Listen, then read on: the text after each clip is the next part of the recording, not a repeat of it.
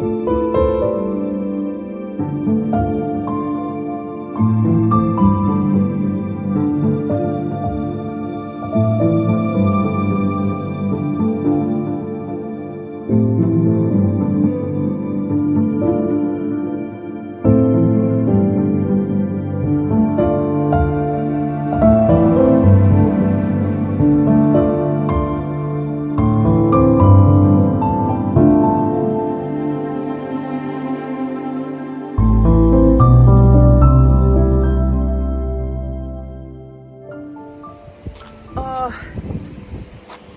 don't really want to work today. It's too windy.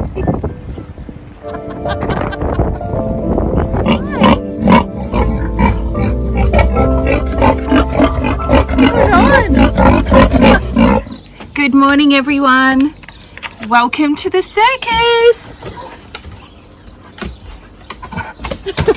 She doesn't even know what to do. And there it goes. What a mess. I'm just filming this so that you get to see it at its worst. Like, serious, it's not even funny. Like, seriously, that is really heavy carpet and that's been blown all the way down here. Like, it's just ruined it. I had it all really nice. Well, as nice as it gets with old carpet. But anyway, today's job. Well, finally, we've got some sunshine, so I thought I'd come out and do a little bit of work in the flower field. It has been awful weather here. It's been unseasonably windy. We are really close to spring now, or the beginning of spring. The transitioning into spring will take a while, but it's starting to give us some beautiful days, which has been wonderful, although it's also really confusing for the plants because we've still been getting frosts, and our last frost date really isn't until early September. So the expectation I have on my flower field is that we're still got a while to go before we see anything of any major serious flower varieties happening. However, I am planting quite a lot at the moment, so the extension that I'm doing at the moment up this end has kind of become a bit of a mess because last week was extremely windy and it caused quite a lot of issues here. I've had to just leave it, and just today's the first day we've had where the weather has actually given me the opportunity to come and fix this up. So today's job is to repair this and put some rocks down on top of it just to try and weigh down the carpet. But if you've been following me on Instagram and Facebook, you'll see that I have been doing an extension here, and as you can see here, in the middle of every row here, I am actually putting another row. So that has been a lot of work and has taken up pretty much the last fortnight, and I've been moving quite a lot of compost and things like that and getting carpet down to make edges and pathways through that. So I'll have to fix all that up today. That's a real bummer. It's just, it's actually wet carpet too. So look, it's even moved down here to the next row. It was pretty bad. The wind was really bad. We had some damage, not major damage, but enough to give me a little bit of grief in terms of extra work. So of course with the wind, it's meant that we haven't been able to do much work on the polytunnel, although that is slowly happening. We've got both sides up now. The door is going on today, hopefully, down the other end there. So we're making slow progress with that. Between weather and sickness and all the rest of it, we have experienced quite a delay with that. So, but still all going well. We've got all the materials now at least, so that's a relief. But yeah, Sadie's doing well. No dead thing today. It's a miracle. So what I figure is if you see it in its most ugly state, next time I show you, it's going to look really nice. And you'll be like, oh, wow, that's awesome. Anyway, guys, this is some of the work that I do over winter. So this is my first real overwintering where I've stopped, because last season was my first season. This is really the first season I've stopped and looked at what I've got and decided, you know, how I can expand, how I can grow this flower field. And as you can see, I do have a lot of room in between each row. So there is definitely plenty of room for me to expand this field. And once I've done that, that's probably as big as I'm going to go, just for me, because I'm a small scale chemical free flower farmer. So I do everything myself as well as the floristry. So I think that's probably big enough. 21 beds is big enough. Woo. Okay, project cleanup. Let's begin.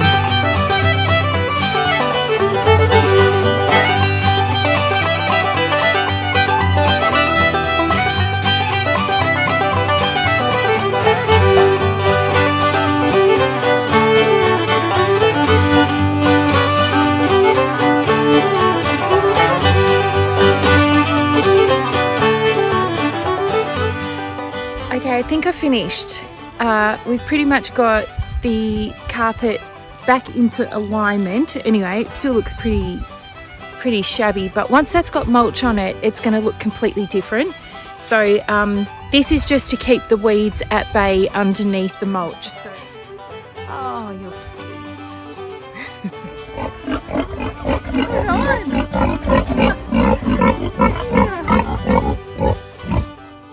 I've got a few bouquets that I'm doing today as gifts for family. We're heading out to have a family function, so I'm going to do up some bouquets while I've got the flowers, and I thought you might like to come along and do some harvesting and put together some bouquets. You see crowd control at the back there. She sits right behind my back. Every time I work out here in the flower field, she's my little guardian, and she's on the lookout the whole time. There we go. That should be good, I think. Okay, so I thought while I harvested, I could just have a quick chat with you and give you a little bit of an update on things here. So I will mention too that whenever I harvest, none of my flowers are out of water for any period of time. So when I harvest, I clean them like this, and they go directly into water. At the end of the day, that makes a really big difference to the quality of the flowers and to their longevity in the bouquet. So what we want to go for is a really nice long stem. I try and go for at least 30 centimetres longer if I can. Some flowers you can get a longer stem from, obviously, but these cornflowers, they've got a pretty nice long stem. I clean them as I go because I'm the florist as well. If I was doing these wholesale, I wouldn't bother cleaning them up. I'd let the florist do that, but because I'm the florist too, I do it as I go. They're really pretty. I usually plant these in autumn to get them up and out of the ground. So I sow direct with seed, and sometimes I do seedlings as well. These ones were grown from seedlings. They actually had time to set and get established, and then as soon as we've had a few nice days, they've started to bloom. So that's something to remember with cornflowers and quite a few flowers actually. If you can get them in the ground in autumn, they have the chance to get established and set up, and then as soon as the warmer weather comes, they do bloom really quickly. Okay, so a couple of little updates just about things that have been going on around the farm here. My workshops have now finished, and I'm now into prepping for the spring summer season. So all my workshops now are finished and they're on hold until next year. I'll see how I go. If there's a really high demand for like some bouquet masterclasses, I might do those. But the time now really I need to spend getting ready for spring and summer. And it is going to be a pretty busy season, of course, because I'm expanding. So, you know, I don't want to overcommit there and not be able to do my bouquets and things like that. But the other exciting thing that is happening is I'm expanding now to do subscriptions. So I'm going to do my very first season of taking on flower subscriptions, which will be really exciting. I'm really looking forward to doing that. I've been doing a course online, and that's been really instructional and really helping me from a business sense to work out where to go from here in terms of that sort of expansion. And on top of that, we will be having pick your own days. So I think between those things and our bouquets and the flower stand and subscriptions, I think I'll be busy enough. So